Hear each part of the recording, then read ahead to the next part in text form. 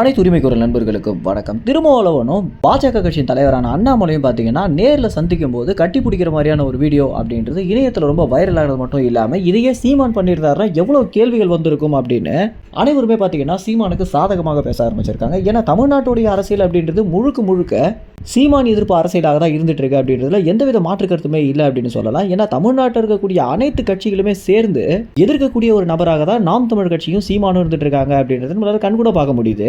சீமானுக்கு சாதகம் இல்லாமல் இருக்கவங்க கூட சீமானுக்கு சாதகமாக தற்போது பேசுறதுக்கு முதல் முக்கிய காரணமாக என்ன இருக்கு அப்படின்னா, திருமாவளவன் இருந்த இடத்துல சீமான் இருந்திருந்தாரு அப்படின்னா சீமான பாஜகவுடைய பி டீம் அப்படின்னு சொல்றது மட்டும் இல்லாம பாஜகவிடம் ஒரு பெரிய தொகையை சீமான் வாங்கியிருக்காரு அப்படின்ற வரைக்கும் திமுக கைகொலிகள் கதை கட்டி விட்டுருப்பாங்க. ஆனா இப்ப திருமாவளவன் பண்ணதுனால இந்த ஒரு விஷயம் பெரிதளவுல பேசப்படாம இருக்கு அப்படின்னு அனைவருமே பாத்தீங்கன்னா சீமானுக்கு சாதகமாக தான் பேசுறாங்க.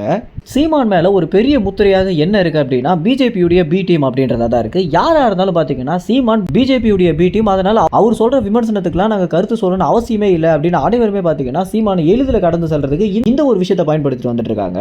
இப்படி இருக்கும்போது திமுக கட்சி பாஜகவை எந்த அளவுக்கு எதிர்க்கிறேன் அப்படின்னு விளம்பரங்கள் பண்ணியிருந்தாலுமே இந்த மாதிரி அடிக்கடி அவங்கள சந்திக்கிறதும் பாஜக கட்சிக்கு சாதகமாக திமுக பண்ணக்கூடிய விஷயங்கள் எதனால திமுகவை பிஜேபியுடைய பி டீம் சொல்லல அப்படின்னு நடுத்தரமாக இருக்கக்கூடிய அனைத்து மக்களுமே பாத்தீங்கன்னா கேள்வி எழுப்ப ஆரம்பிச்சிருக்காங்க. இது குறித்து மூத்த பத்திரிகையாளர்கள் கூட என்ன சொல்றாங்க அப்படின்னா, திமுக கட்சிக்கும் பாஜகவும் ஒரு நல்ல நட்பு இருக்கு, அதை வெளியே காட்டிக்க மாட்டாங்க அப்படின்னு சொல்லியிருக்காங்க. ஏன்னா பாஜக கட்சி தமிழ்நாட்டில் ஆட்சியை பிடிக்காமலே அவங்களுக்கு என்னென்ன தேவைகளோ அவை அனைத்தையுமே திமுக கட்சி பண்ணிட்டு தான் வந்துட்டு இருக்காங்க. உதாரணத்துக்கு எல்லா விஷயத்தையுமே நீங்க எடுத்து பாருங்க அப்படின்னு ஆதாரத்தோட தமிழ்நாட்டுடைய முன்னணி அரசியல் விமர்சகர்கள் நேர்காணல் கொடுத்துட்டு வந்துட்டு இருக்காங்க. மேலும் இந்த ஒரு தகவல் குறித்து என்ன நினைக்கிறீங்க அப்படின்னா, உண்மையிலேயே திமுக கட்சி தான் பிஜேபியுடைய பி டீமா அப்படின்ற உங்க கருத்துக்களை கமெண்ட்ஸ்ல தெரிவிங்க. நன்றி, வணக்கம்.